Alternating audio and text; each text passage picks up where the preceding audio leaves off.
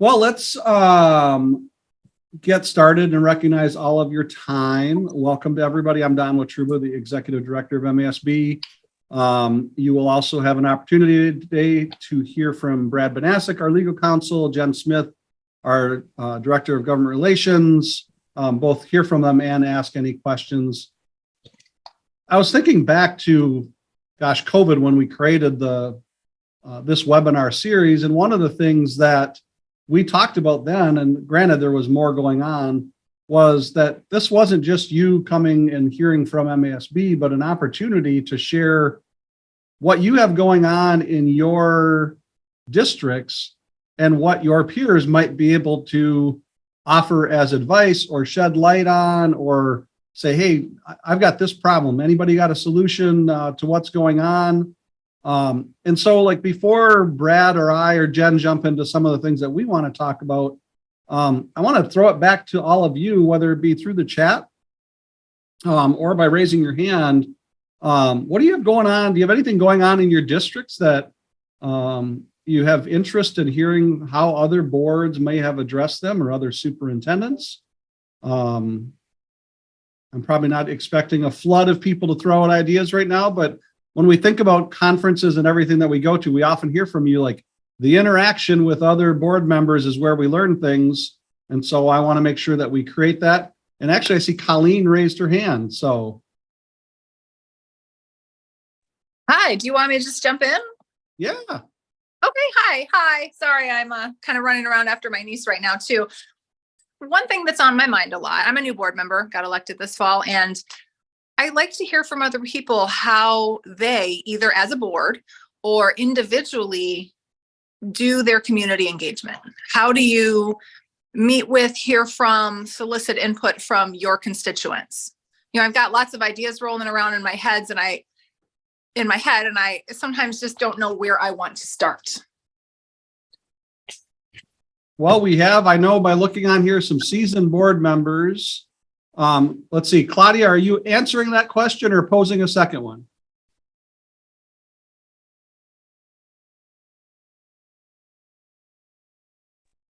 I was trying to unmute.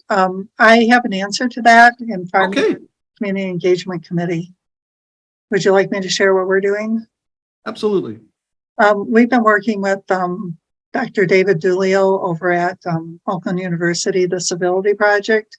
And we set up a series of, it was originally 4, but we are only doing 3 this year, but they're community engagement meetings, and we select a topic and we have it hosted by a neutral topic. The first one was, and we invite community members, and of the school board attends, and people from the cabinet central office, and we have Dr. David Dulio is the moderator. And the first topic was on school safety, and we had people sit at individual questions, and they at tables, and they were questions posed at that they discussed at the tables, and we had chart paper for them to record the reactions.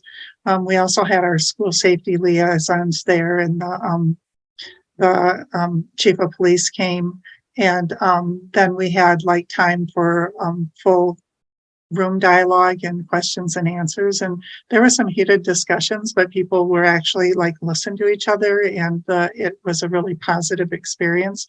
The second one was on the social media and the adolescent brain, and we had a speaker. It was a teacher, and she gave a short presentation, and then we had the same format where we had the individual discussions, at the tables, and then we came together for questions and answers, and they've been really well accepted for the community, and we have like another one suggested or on schedule. Thank you for sharing that. That's very organized and methodical way to address it. And I think with some of the topics that are out there in school districts right now, like, that kind of approach can be like the right way to approach it. I did see somebody posted in chat that they do a chat with the board prior to regularly scheduled meetings, where they have 2 people from the board available to have conversation. And I see Larissa just posted some articles that we have put forth on community engagement. Catherine, you raised your hand? Here. Yes, well, one of the things we've decided to do that we thought we might be able to get more people engaged is we are moving our board meetings out of the board chambers, and we're going to a different high school about every other week until we've been to them all, which is about 6 or 7. And we just thought that that might bring more people in. And of course, we have opportunities for the public to make comments, whatever they want. But we just thought we'd engage more people if we're closer to them. So that's one of the things we're doing. Thank you for that, Catherine. I know other districts that also, if not every year, every couple of years, try to rotate through some of their buildings, elementary or otherwise, and just bring the board out to where the people are more commonly at, which is the buildings themselves.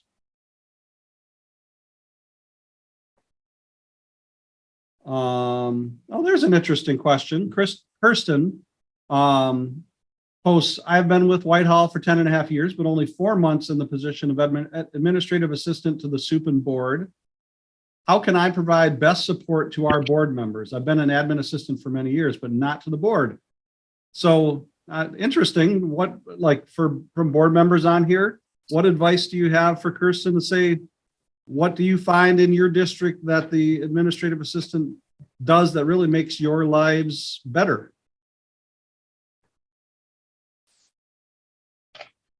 Stan?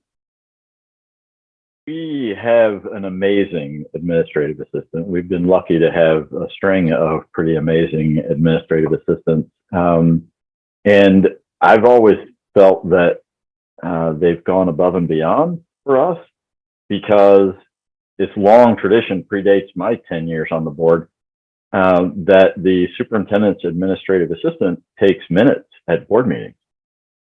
So the secretary is ultimately responsible for signing them. Thanks, Brad. I learned last time. And approving them, but it's the administrative assistant who actually takes them for us. And it is a challenge in a board meeting when the secretary is a voting member, for that secretary to take good minutes and pay enough attention in the right ways to be able to contribute. It's really hard to write down what you're saying yourself, or even motions you make yourself. And so that's a huge help for us. She posts all our meetings, takes care of all of that stuff. In the past, she has brought forward last year's agenda for this year. So, you know, our agendas, let's face it, are very much the same from one year to the next. And so she has typically teed up our April meetings by bringing forward last April's agendas as the start for this April's agenda, which is terrifically helpful. She just does amazing work for us, and I can't tell you how great it is and how much it helps the board to have a highly functioning administrative assistant. Thank you. She'll schedule conference rooms for committee meetings, all that kind of stuff. Okay. Thank you. Catherine, did you have your hand up to answer that also? Yes, I think I might want to talk to somebody who's done this job for a long time and who the board thinks is our savior, and that would be our executive assistant. And I could ask her if she is willing to meet with the person who's the new executive assistant and share some of the things that she does that makes our life so much easier. That would be great. Yeah. Okay, Thank you. We'll make contact somehow. Okay. Yeah. Kirsten, I don't know if you've done this, but I know we actually have with MASB an upcoming administrative assistance workshop coming up. And that's a good place to do that. I did see somebody posted, one that I hear commonly is that if you have board members that are active in MASB, handling their registration and things along like that for them is always a helpful thing that they appreciate, to have somebody be able to do that for them too. So Yep. I do all that as well. I wanted to know what would take it to that next level, that extreme professional level. So thank you. The fact that I you're guess my thought on that, Don, in response to Kirsten's final comment there is just the board using the executive assistant as a resource during meetings. I get plenty of questions from executive assistants. They go to through our training, and they provide consistency in that district, along with the superintendent, where you may have turnover on the board. So, I try to keep everyone on the same page with the information I present in the board president's workshop and an executive assistant's workshop and workshops I do for superintendents. And, if an issue does come up in a board meeting, whether there's possibly a question on a procedure or an Open Meetings Act issue, I would encourage our board members, to involve the executive assistant in that discussion, because they really can be a great resource and, should be utilized as such. Thank you. I see Bob Grover, you posted earlier on in this, and I'm guessing it's an issue or a piece that you're posting to get feedback. You mentioned LGBTQ issues as it relates to the public, and then the ramifications regarding bathroom use. Can you maybe share a little more verbally? Because Brad probably will be one person that could address some of it, but clearly districts are dealing with it too. Okay, I quit eating so I could talk and turn my camera on at the same time. So I'm like you, Don.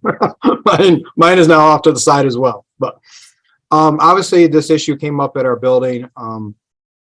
This isn't the first time we've run into it. However, we have a small group of parents who have decided they want to make it a bigger issue, and now are saying they're gonna, be showing up to our meetings, and they're gonna blow it up until our board makes the stand that they're gonna fight this legally, and that's what they have to do. And if they don't do that, then they're gonna continue to keep showing up.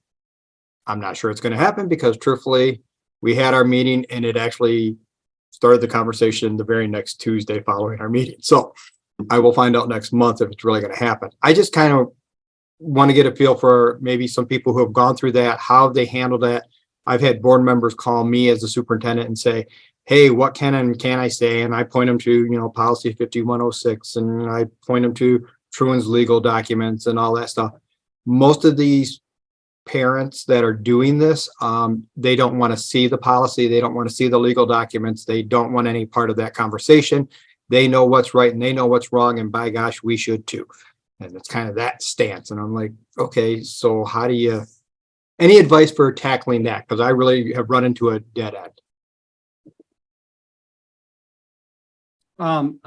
Brad, I'll let you, but Stan, I see you raise your hand. I'm interested in to hear from some boards that have had to deal with this and what you've done locally.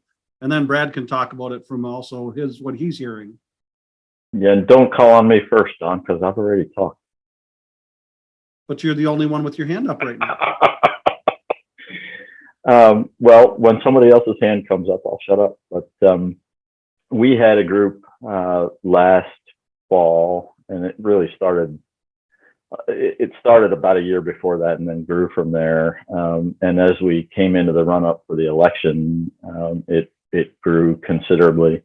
And my superintendent said something that turned out to be very prophetic, because these folks were claiming that we were hiding things, that we weren't doing business out in the open. And my soup said that just let them come. We'll listen to them, for a while, and then they'll figure out when they sit here through some meetings that, let's face it, when we're doing our jobs right, they're pretty boring.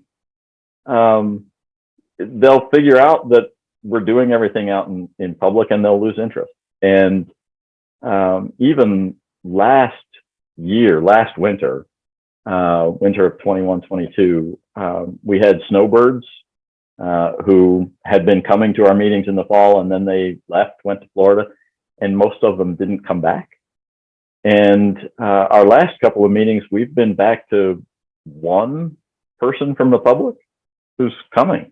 And so, I think there are a few of them who feel like, well, we didn't get our way, and so we're going to come back next election with some new candidates.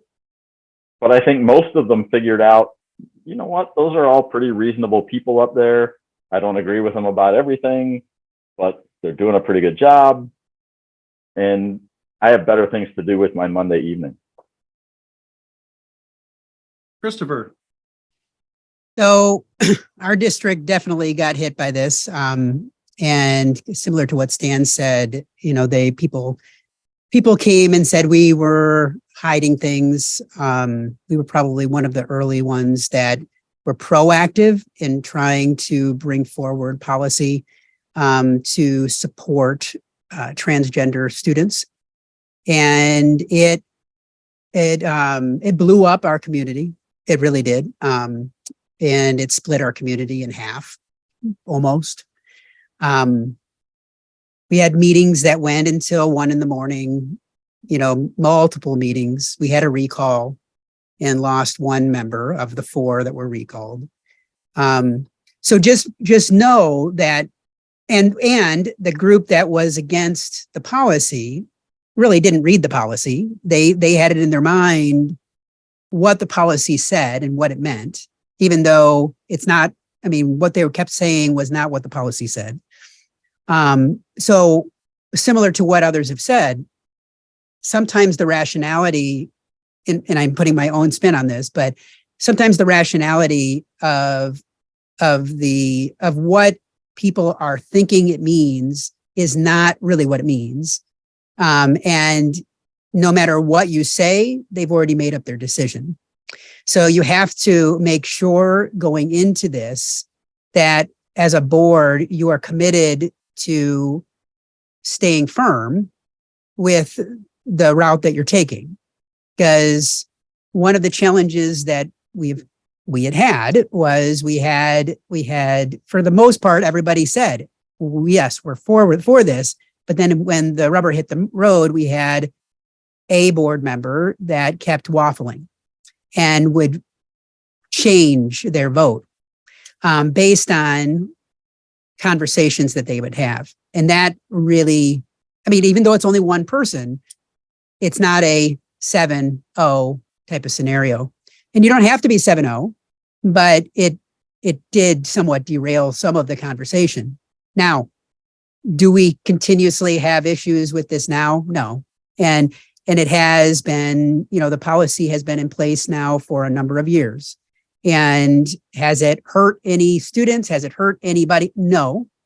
Still people, I mean, I think people have gotten to a point, like Stan said, that people are like, we don't agree with you. We're never going to vote for you because we know how you stand.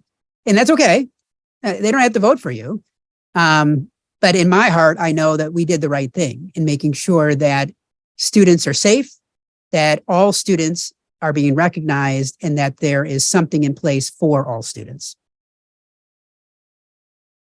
Brad, you want to touch on this too? Because I know you Sure. a lot of districts. So a couple ways you can address this. One way is just through your broad anti-discrimination policy. Every board has adopted a policy that prohibits discrimination based upon race, religion, nationality, and gender. And your administration can implement those policies by adopting rules to ensure that transgender students aren't being discriminated against based upon the gender that they identify as. And, you know, these would be administrative rules and rules that don't necessarily have to go before the board, but they're being implemented to carry out the discrimination or anti-discrimination policies. So that could work in some districts. And the other way would be just, you know, putting the whole issue out there in front of the board and having the board adopt policies that clearly indicate, you know, these are the rules that we're going to adopt, or the procedures, and to ensure that we're not discriminating against transgender students. And the law is on your side. The Office of Civil Rights, if they hear that a board is not accommodating, or a district is not accommodating transgender students, not allowing them to use the locker room or the facility of their identifying gender, yeah, you can expect an OCR investigation. And I'm not aware of one court decision at this point that has recognized the right of a parent to say that, you know, their parental rights cover prohibiting a district from adopting a rule or a policy allowing students, transgender students, to use the restroom or the locker room of their, identified gender. So just my thoughts on it, my guidance, and again, the law is pretty clear on the issue. Catherine?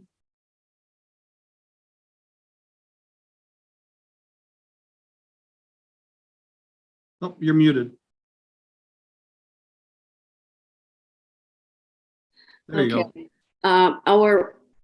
Our policy is a work in progress, and we're constantly changing it, updating it, and everything that we've done. I mean, I have been on the policy committee for 4 years, and everything that we've done that we have anything in there about discrimination against people because of color, race, whatever, everything now includes gay and lesbian rights, so, and sexual orientation. So everything is included in our policy. So we had one guy come one time, and he had 2 things to say. He wanted us to stop teaching critical race theory, and he wanted us no longer to allow boys to use the girls' restroom.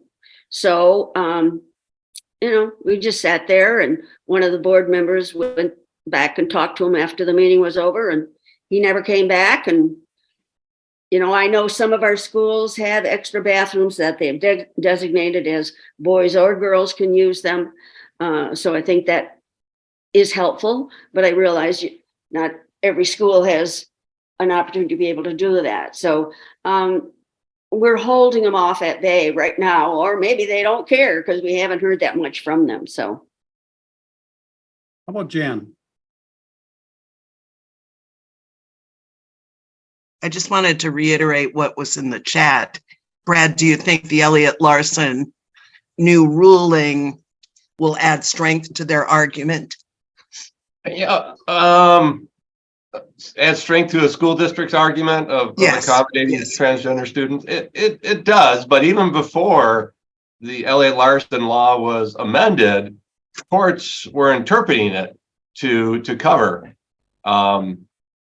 LGBTQ individuals. And so really what the new law did is just codified how the courts were interpreting sex or gender, based in the Elliott Larson Civil Rights Act. So same thing with Title VII and Title IX. Mm-hmm. Both of those laws just simply refer to sex, but courts and the Office of Civil Rights have interpreted both laws to cover a transgender individual, transgender student, gay student, anyone within the LGBTQ plus, categories.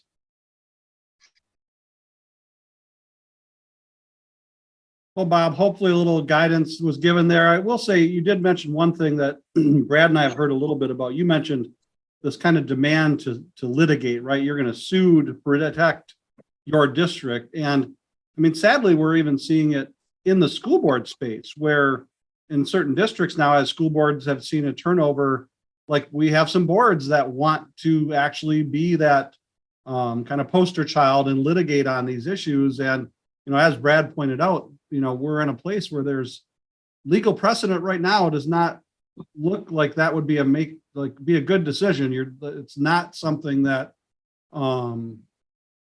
that the courts have, backed up before.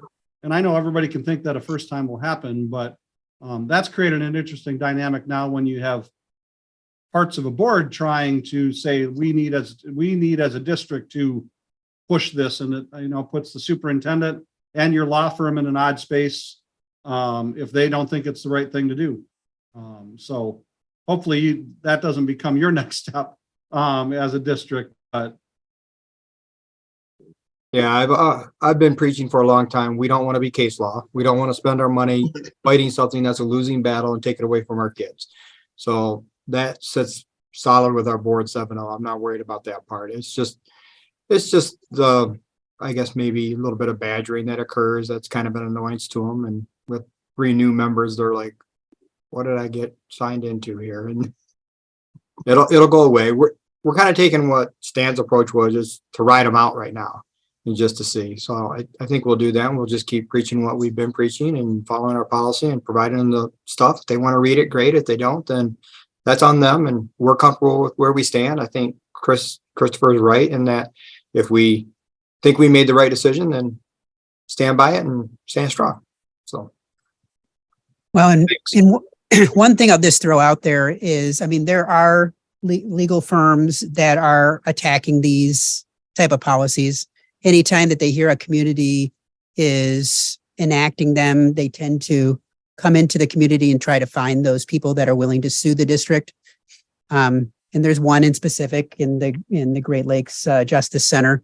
So just be aware that, you know, if your board is considering that they tend to come in and try to get people in the community riled up. They'll come in and take the money of the community to try and create lawsuit. But as Brad said, the case law is not on their side and hasn't been on their side. And it definitely covers you. Thanks for the heads up.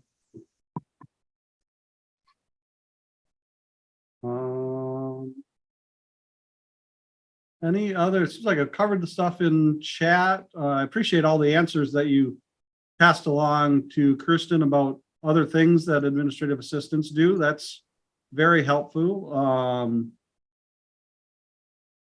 Oh, right there. Let's see. Susan, I just tuned in. Was it addressed if it's legal to allow families to opt out of curriculum based on protected identities, regardless of board policy? Brad, that seems like a you kind of question. You're muted. I know. So, you know, under the school code, parent has the right to opt out sex ed curriculum related issues.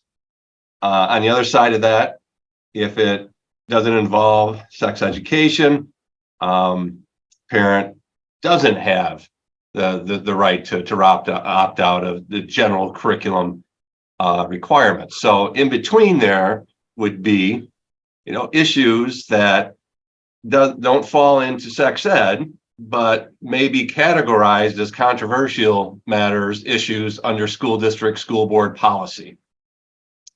And can you have an opt-out procedure on those type of curricular related matters, not falling into sex ed, but could you know, could be contrary to someone's religious beliefs and what they feel personally.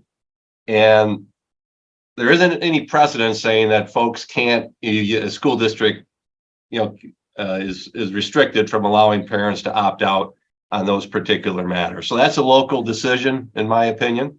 A school district isn't mandated to allow opt-outs, but on the other end of it, they're not prohibited from allowing opt-outs on controversial matters as well. That's from a pure legal perspective.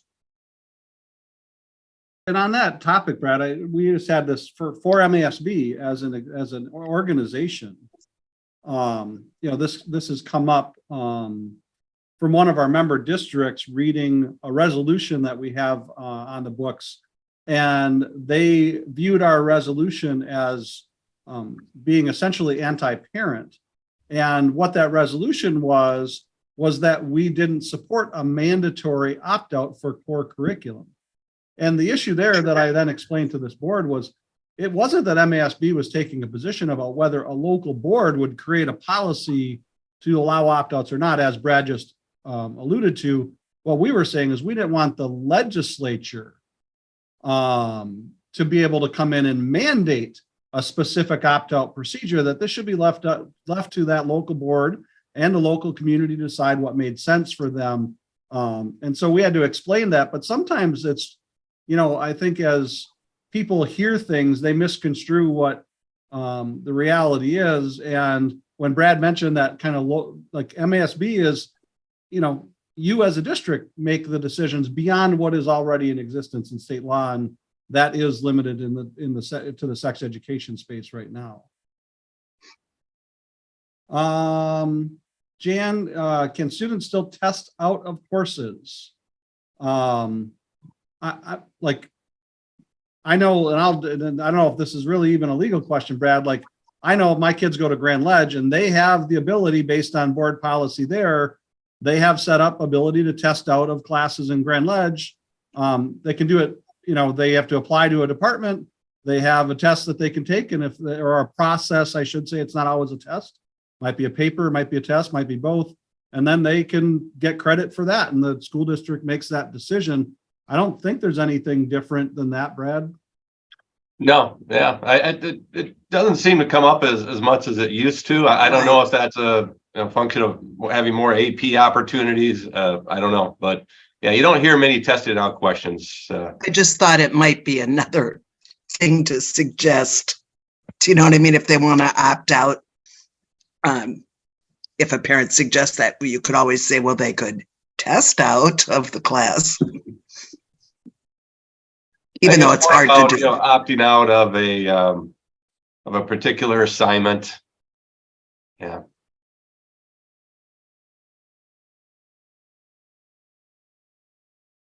So Susan also reposted an example, Brad.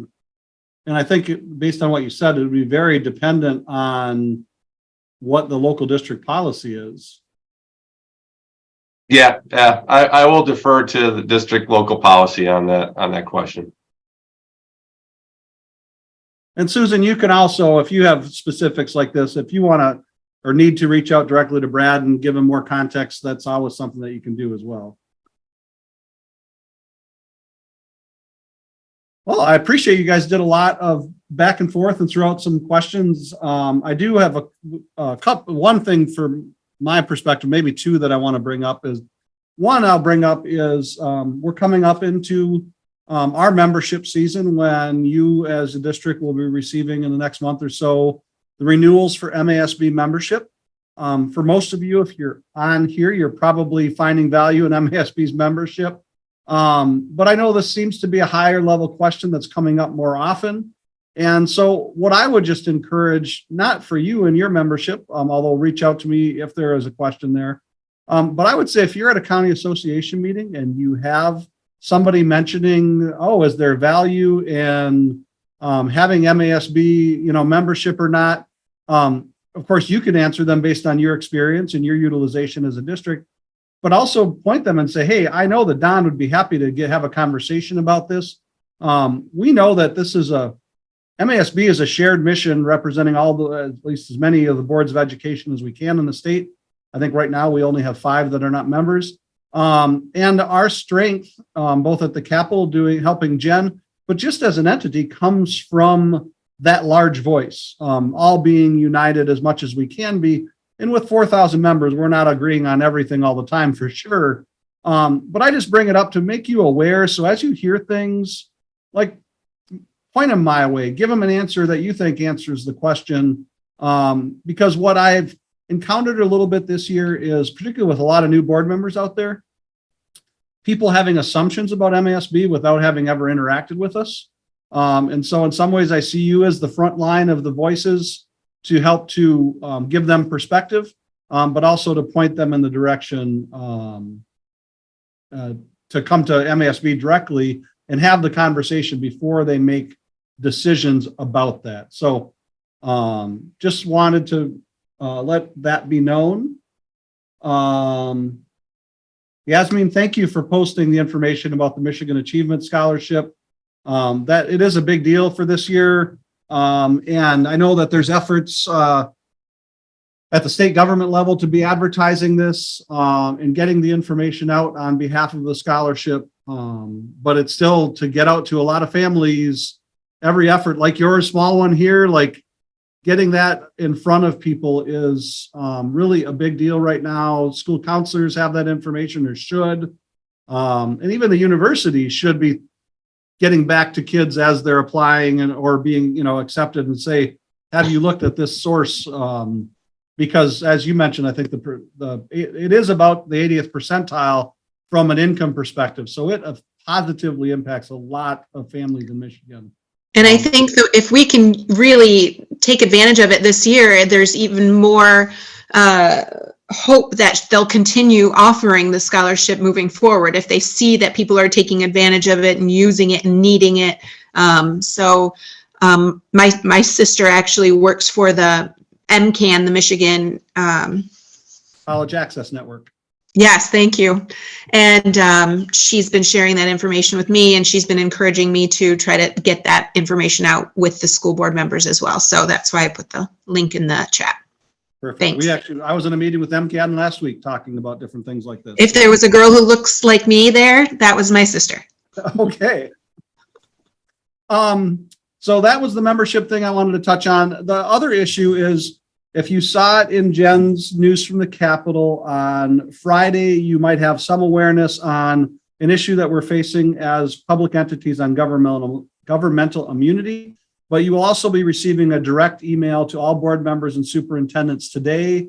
We're doing this in concert with MASA, MAISA, the Michigan Municipal League, the Michigan Township Association. It's a broad coalition of firefighters unions, the MEA and AFT. Like, we're all in on this. The Supreme Court, and I won't go into depth because you can read the email today, but the Supreme Court is considering a rule change that would affect the way that a case where a public entity decides or declares that they think it is a governmental immunity situation and therefore the case should be dismissed.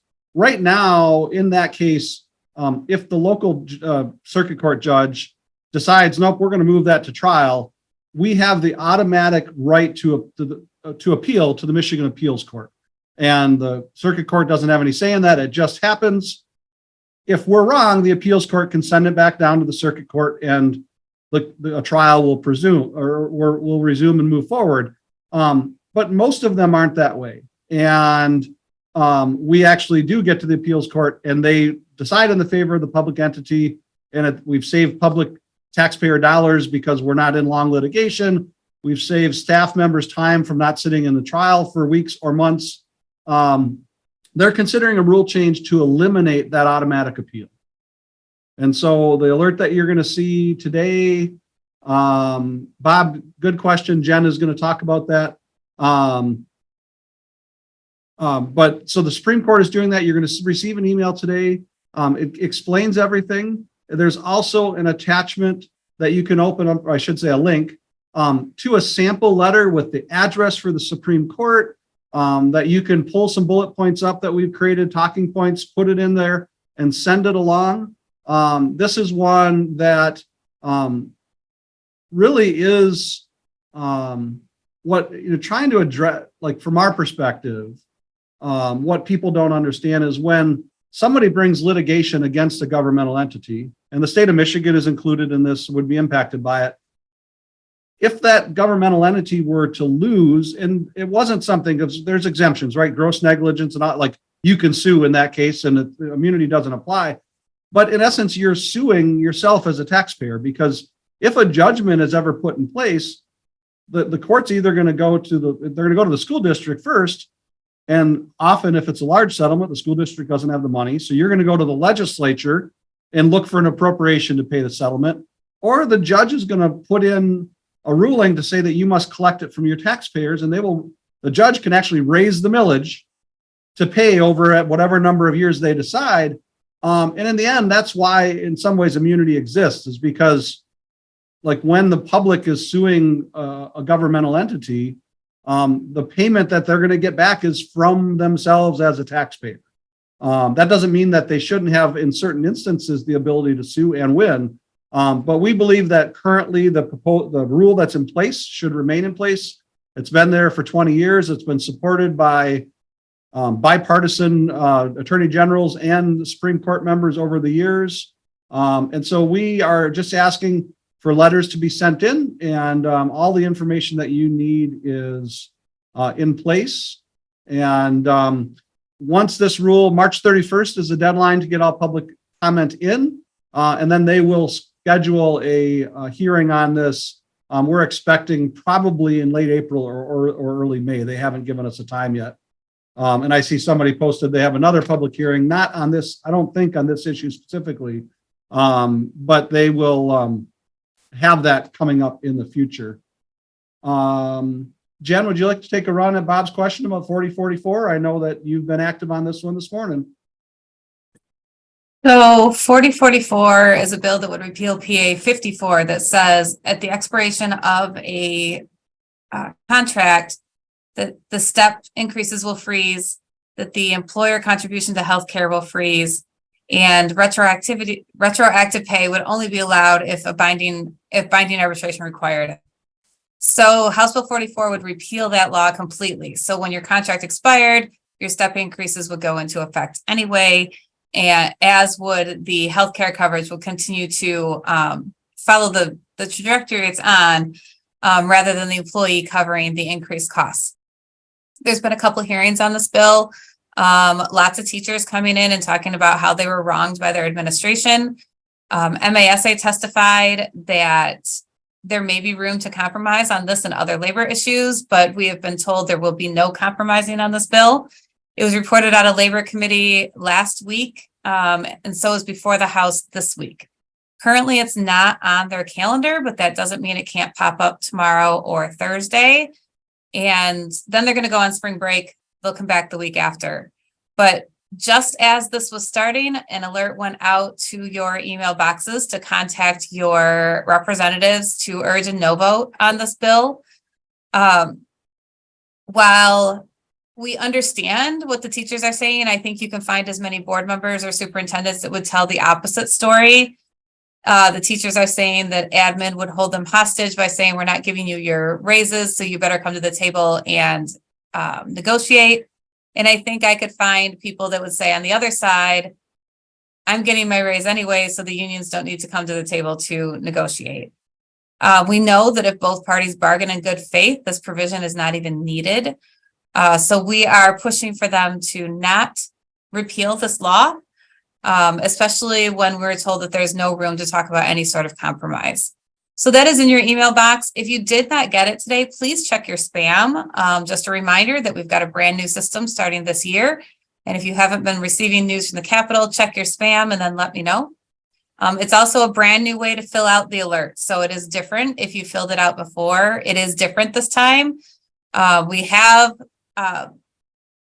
sort of directions up there, but we still have talking points for you. You can copy and paste into the email. And as always, you're encouraged to tell your own story in your own words. But all of it is editable, but it is set up to be sent directly to your rep as soon as you hit that send button. So like I said, if you don't see it, check your spam. And if you haven't been receiving news from the Capitol, check your spam and then let us know. We'll make sure that we get that working for you.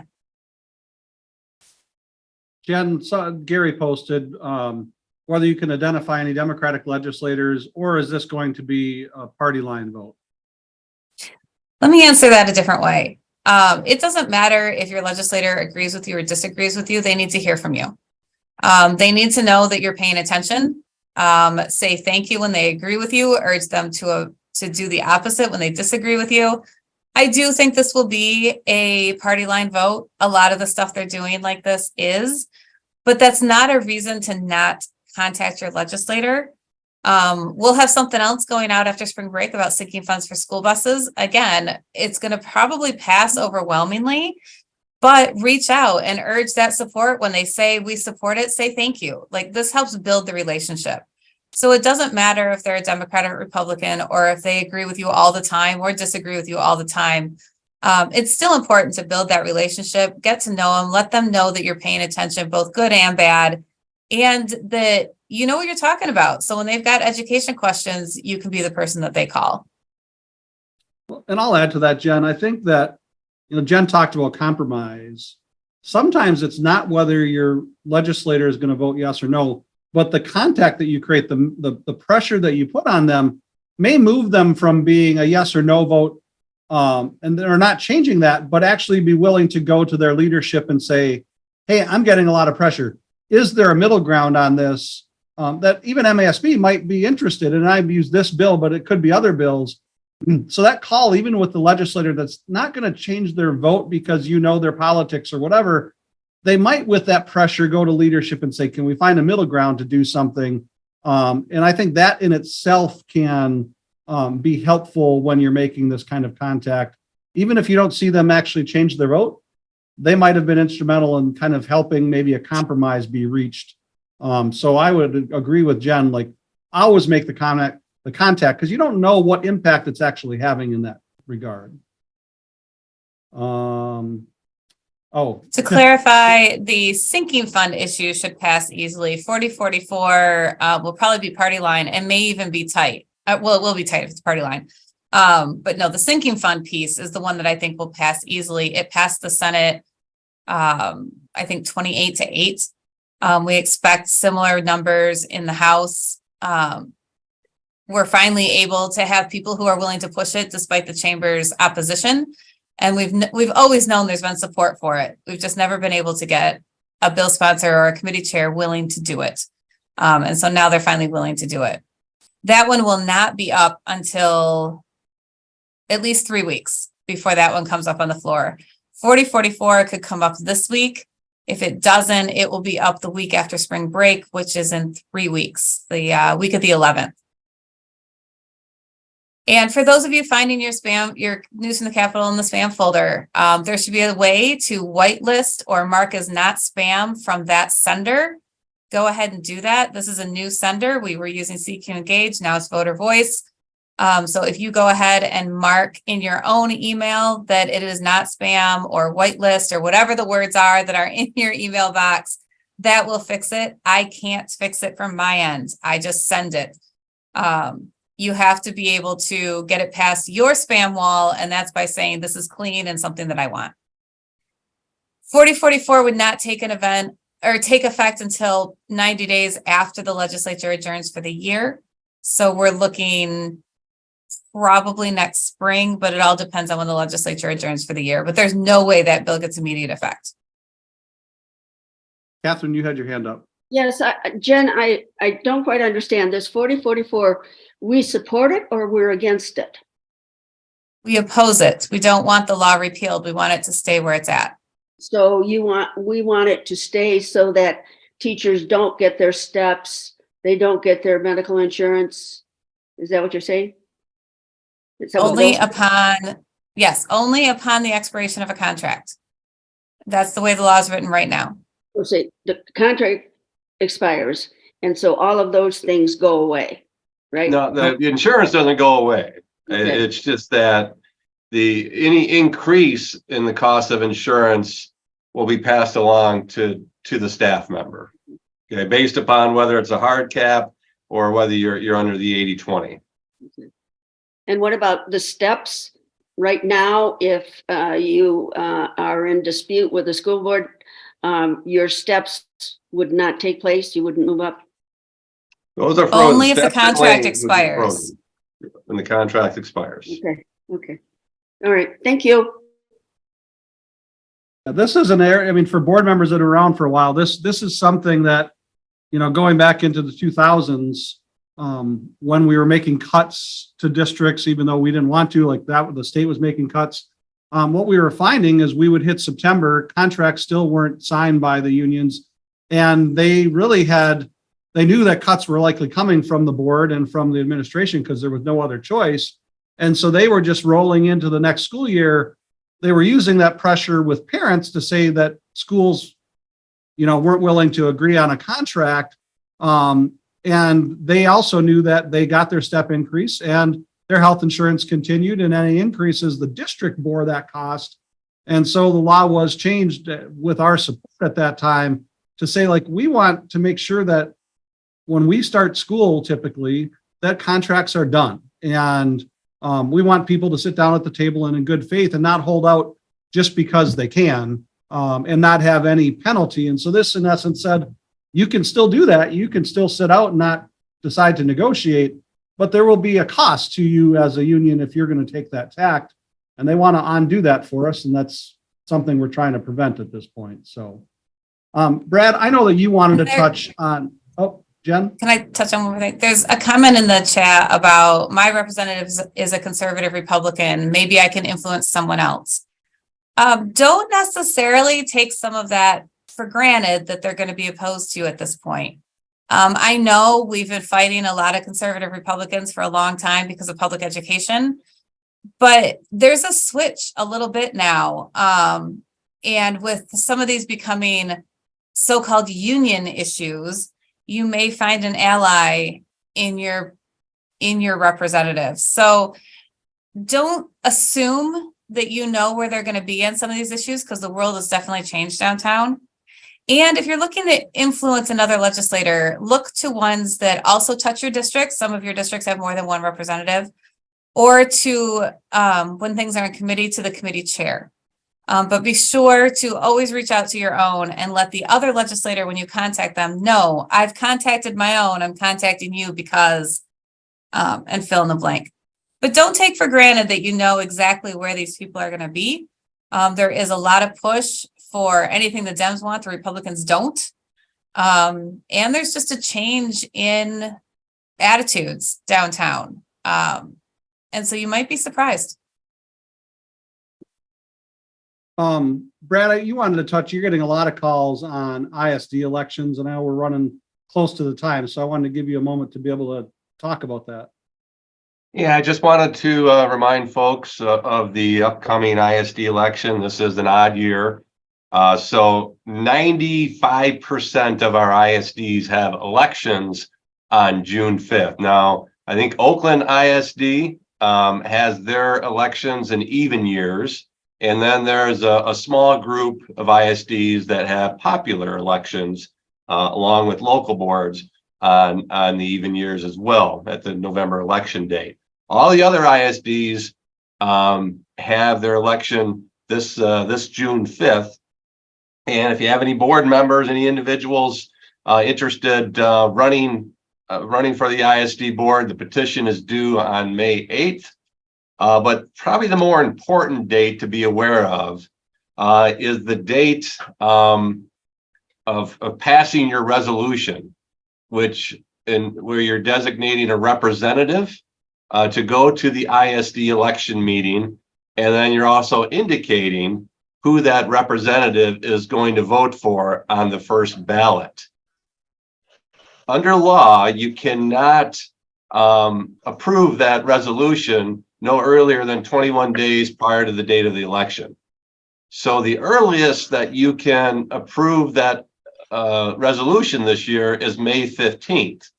And one other important point to be aware of is you have to consider the resolution at a meeting prior to adopting it.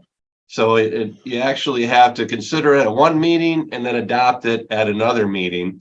So I know we have some executive assistants on the meeting today, or participating in the meeting today. You want to make sure that you have a board meeting scheduled after May 15th.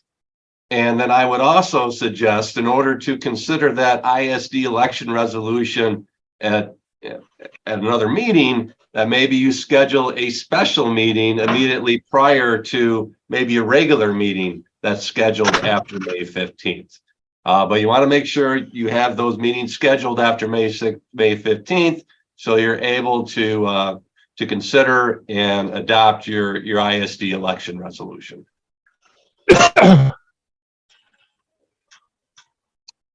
All right, thanks for that, Brad. Stan just asked there's a couple of clarifying questions. So May 15th would be an appropriate date to have those meetings. So May 15th would work. All right.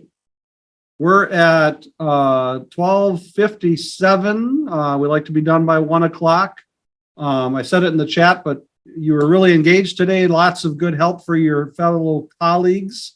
Appreciate that. That's what we put these together for, and want to continue that. We had great numbers today. I appreciate the number of people that participated. So thank you for that. If you have new board members, make sure you encourage them to participate. For the administrative assistants that were on today, thank you very much. I hope that you find this is also a good resource. Sometimes, to the one question posed earlier, being informed about what's going on with your school board members is a big help to your school board members. So participating on something like this is just giving you perspective that is helpful, or maybe you hear it because your board members aren't on this and you can share perspective and information that you received. I know Brad directly gets a lot of calls from administrative assistants on things, and he's happy to, answer those questions. And so we really appreciate you being on today. Jen mentions a reminder. If you find your news in the spam, be sure to mark it as not spam, and then it should be delivered normally. Larissa also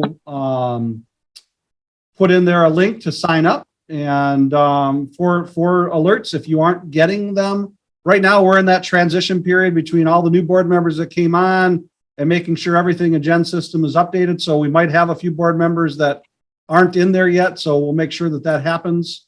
But just thanks to everybody. Really appreciate your participation, not only in this, but in all the things that you do with MASB. So I hope that you all have a wonderful week, and we'll see you again on this webinar in a couple of months.